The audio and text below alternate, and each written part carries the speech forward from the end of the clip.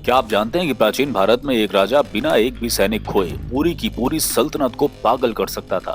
न कोई जहर, न कोई हमला, सिर्फ एक आवाज, एक रंग और एक गहरा दिमागी चाल। राजसी शानो शौकत के पीछे छिपा वो साइकोलॉजिकल टॉर्चर क्या था? कुर्सी की पेटी बांध लीजिए, क्योंकि द साइलेंस फाइल्स आपको उस दौर में लेकर जा रहा है जहां दिमाग ही सबसे बड़ा कत्ल खाना था। जब हम भारतीय इतिहास के पन्ने पलटते हैं तो हमें गौरवशाली युद्धों, चमकती तलवारों और वीरता की गाथाएं सुनाई देती हैं। लेकिन इन वीर गाथाओं के पीछे एक ऐसा काला अंधेरा भी था जहां युद्ध मैदान में नहीं बल्कि दुश्मन के मस्तिष्क के भीतर लड़ा जाता था। इतिहासकारों ने महलों की नक्काशी तो दिखाई, पर उन गलियारों के बारे में कभी बात नहीं की जहां दीवारों के कान नहीं बल्कि दीवारें खुद बोलती थी। भारतीय राजघरानों के पास ऐसे हथियार थे जो आंखों से नहीं दिखते थे। साउंड, कलर्स, सिग्नल्स और यहाँ तक कि भय को एक हथियार की तरह इस्तेमाल किया जाता था। आज हम उन फाइलों को खोलेंगे जो सदियों से साइलेंस बनी हुई हैं। भारतीय राजघरानों के सबसे चर्चित और रहस्यमयी हथियारों में से एक थी विष कन्या। ये लड़कियां नहीं बल्कि मानवीय बम थी। चाणक्य के ग्रंथों और प्राचीन कहानियों के अनुसार सुंदर कन्याओं को बचपन से ही जहर की छोटी छोटी मात्रा दी जाती थी, जिससे उनका शरीर विषैला हो जाता था। कहा जाता है कि उनका एक स्पर्श या उनके शरीर के तरल पदार्थ शत्रु की जान ले सकते थे। लेकिन यहाँ असली हथियार जहर नहीं बल्कि उस सुंदरता के पीछे छिपा खौफ था। शत्रु राजा इस कदर डरे रहते थे कि वो अपनी सबसे करीबी दासियों पर भी भरोसा नहीं कर पाते थे। ये निरंतर बना रहने वाला पैरानोइया उन्हें मानसिक रूप से खोखला कर देता था। मनोवैज्ञानिक युद्ध यानी साइकोलॉजिकल वॉरफेयर की पहली व्यवस्थित रूपरेखा हमें आचार्य चाणक्य के अर्थशास्त्र में मिलती है। चाणक्य जानते थे कि एक टूटे हुए दिल और डरे हुए दिमाग वाले सैनिक को हराना दुनिया का सबसे आसान काम है। उन्होंने साम दाम दंड भेद की नीति दी, जिसमें भेद सबसे विनाशकारी हथियार था। इसका मकसद था शत्रु के खेमे में अविश्वास का ऐसा बीज बोना कि पिता पुत्र पर और सेनापति राजा पर शक करने लगे। कहा जाता है कि चाणक्य के जासूस ज्योतिषी बनकर शत्रु के राज्य में जाते थे और ऐसी भविष्यवाणियां करते थे जो सेना का मनोबल गिरा देती थी। वो राजा के बारे में ऐसी अफवाहें फैलाते थे जैसे वो अभिशप्त है या उसे देवताओं का श्राप मिला है।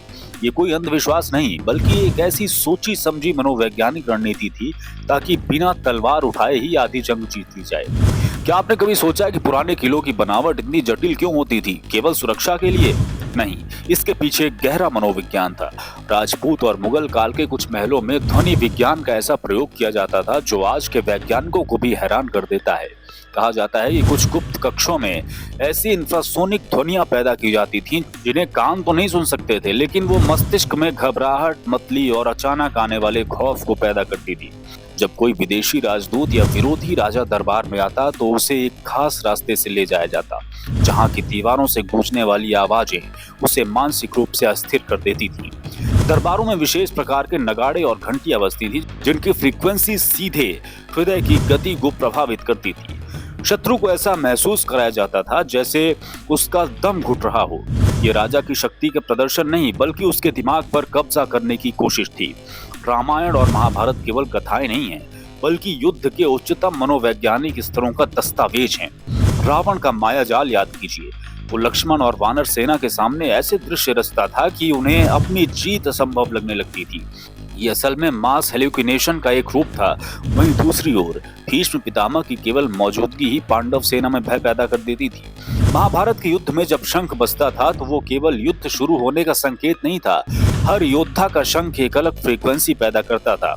श्री कृष्ण का पांचजन्य शंख जब बजता था तो कहा जाता है कि उसकी गूंज शत्रु के भीतर आत्मविश्वास को क्षण भर में शून्य कर देती थी।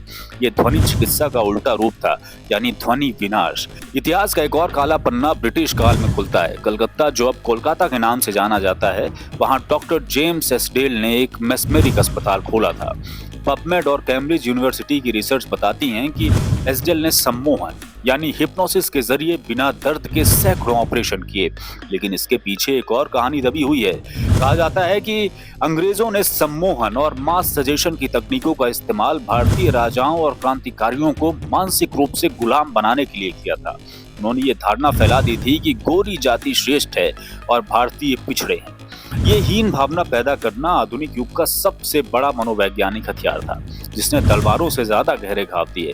आज भी भारत के पुराने किलों और खंडरों के बारे में कहा जाता है कि वहाँ पूरी नजर या प्राचीन मंत्रों का पहरा है।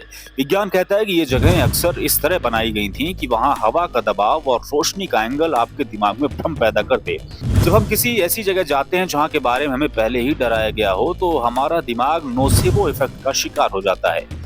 प्राचीन राजा इस बात को बखूबी जानते थे। वो अपने खजानों और गुप्त कमरों के चारों ओर अदृश्य शक्तियों की अफवाहें फैला देते थे।